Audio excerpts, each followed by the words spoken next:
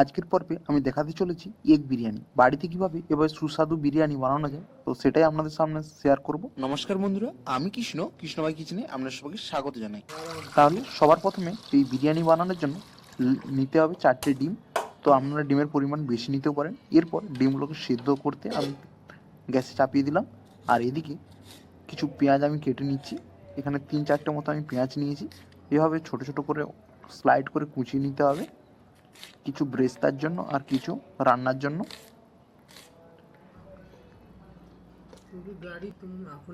সম্পূর্ণ আমার পেঁয়াজগুলো কাটা কমপ্লিট হয়ে গেল। এরপর আমি কিছু আলু কেটে নিচ্ছি।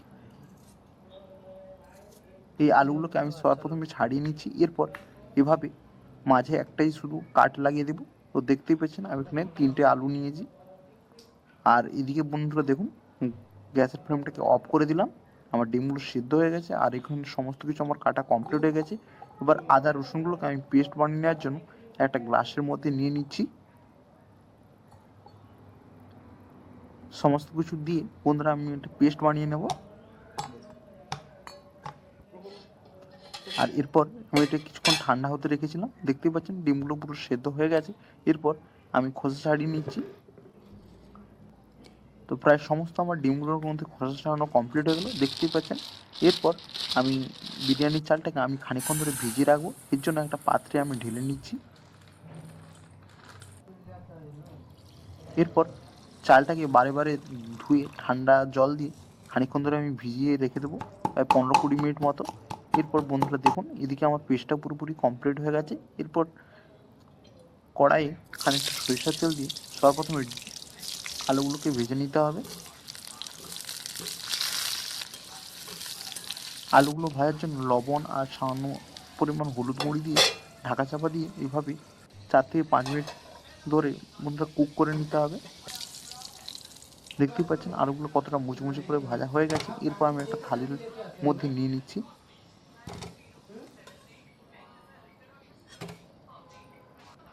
এরপর ওই তেলে আমি একে একে ডিমগুলোকেও ভেজে নেব।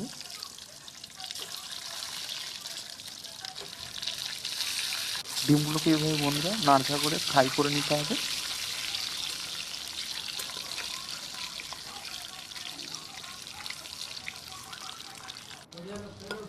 ফাইনালি বন্ধুরা ডিমগুলো ফ্রাই হয়ে গেছে। এরপর ওই থালির ওপর মধ্যে ডিমগুলোকে আমি গড়িয়ে নেব। এরপর এই পেঁয়াজগুলো যে কেটে রেখেছিলাম এর মধ্যে কিছু পেঁয়াজকে আমি ব্রেস্তার জন্য কিছু ভেজে নেব। তেল একটু দিয়ে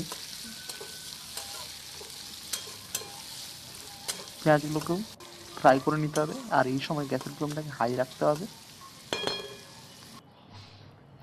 ফাইনালি বন্ধুরা আমার ব্রেস্তা কমপ্লিট হয়ে গেছে। এরপর গ্যাসের অপর প্রান্তে আমি খানিকটা জল বসিয়ে কিছু গরম মশলাকে ওর মধ্যে দিয়ে দিচ্ছি, যেমন দারচিনি, এলাইচি, লবঙ্গ আর খানিকটা জিরে। আর এরপর স্বাদ অনুযায়ী লবণ।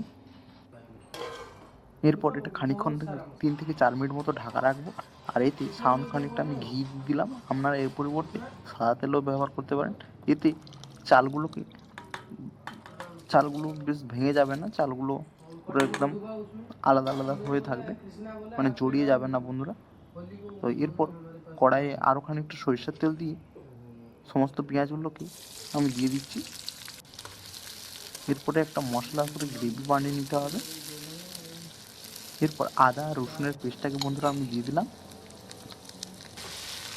দিয়ে আবার খুঁটি দিয়ে নাড়াচাড়া করতে হবে।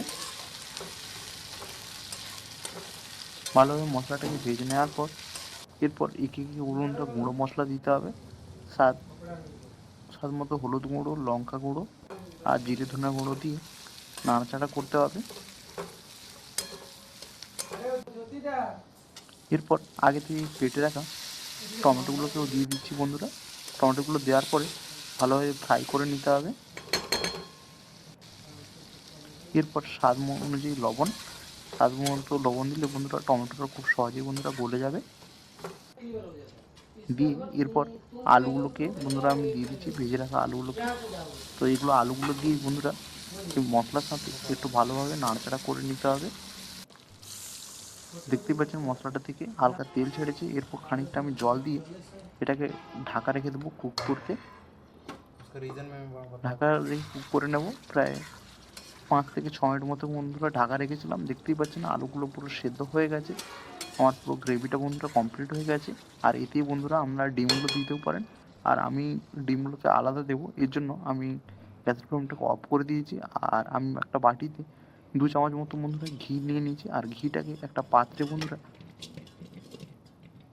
ভালোভাবে মাখিয়ে নিচ্ছি নিচেতে, কারণ এটা দম দেওয়ার সময় বন্ধুরা নিচে লেগে যাবে না। তো সবার প্রথমে গ্রেভিটাকে খানিকটা নিচে দিলাম। এরপর আগে থেকে যে বিরিয়ানির চালটা যে আমি করে রেখেছিলাম ভাতটা, তো এই ভাতটাকে উপর থেকে ছড়িয়ে দিতে হবে বন্ধুরা। একটা লেয়ারের পর একটা লেয়ার বন্ধুরা করে সাজাতে হবে। তো উপর থেকে কিছু খানিকটা বিরিয়ানি মশলা দিয়ে দিচ্ছি, দিয়ে সামান্য পরিমাণ বন্ধুরা ঘি দিয়েছি। আর এরপর ডিমগুলোকে দিয়ে দিচ্ছি বন্ধুরা, দিয়ে আবারও খানিকটা গ্রেভি দিচ্ছি। তো এভাবে একের পর এক করে বন্ধুরা লেয়ার করে সাজিয়ে নিতে হবে। আপনারা কেওড়া জল দিতে পারেন, এতে টেস্ট ভালো হয় বন্ধুরা। আমার কিছু ছিল না তাই আমি দিইনি। তো এরপর খানিকটা আমি ব্রেস্তা উপর থেকে ছড়িয়ে দিয়েছি। দেখতেই পাচ্ছেন এভাবে একের পর একের লেয়ারটা করে বন্ধুরা সাজিয়ে নিতে হবে। আর এরপর আমি খানিকটা বন্ধুরা বেঁচে থাকা ঘিয়েও খানিকটা উপর থেকে আমি ছড়িয়ে দিয়েছি।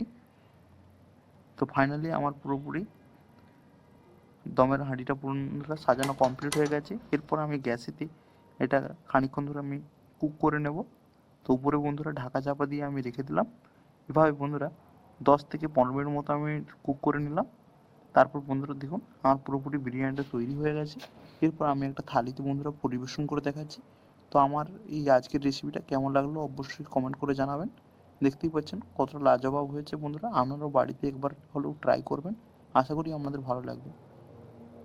আর চ্যানেলে যদি নতুন এসে থাকেন চ্যানেলটিকে অবশ্যই সাবস্ক্রাইব করে রাখবেন এরকম নিত্য নতুন ভিডিও পাওয়ার জন্য। ভালো থাকবেন, সুস্থ থাকবেন, ধন্যবাদ।